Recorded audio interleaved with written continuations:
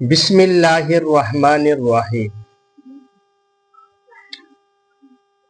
বনি ইসরাইলগণ ছিলেন মিশরের শাসক শ্রেণীর উচ্চ মর্যাদা সম্পন্ন জাতি।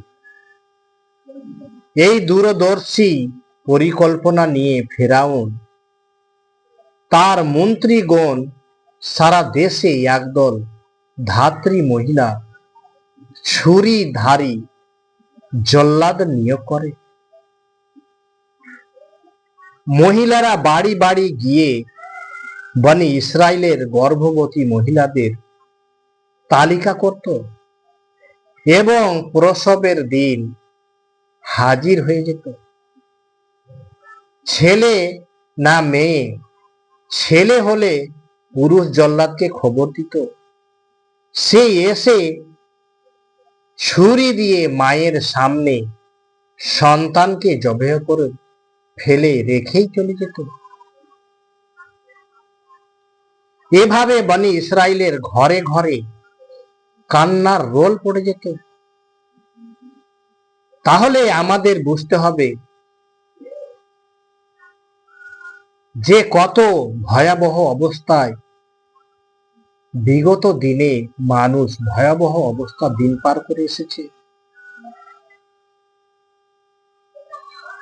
নবজাত সন্তানকে সিন্ধুকে ভরে নদীতে ভাসিয়ে দেওয়া, তারপর নদী তাকে ধীরে ধীরে ঠেলে দেবে, তারপর আমার শত্রু ও তার শত্রু তাকে উঠিয়ে নেবে এবং আমি তোমার উপর তোমার পক্ষ হতে বিশেষ মহব্বত নিক্ষেপ করেছিলাম এবং এর জন্য যে তুমি আমার চোখের সামনে প্রতিপালিত হও।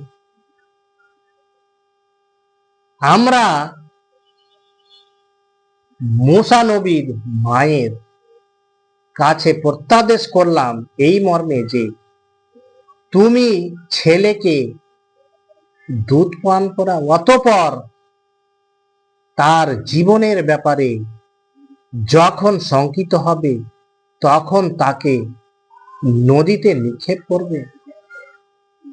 তুমি ভীতু হও না, দুশ্চিন্তাগ্রস্ত হও না, আমি ওকে তোমার কাছেই ফিরিয়ে দেব এবং ওকে নবীদের অন্তর্ভুক্ত করব।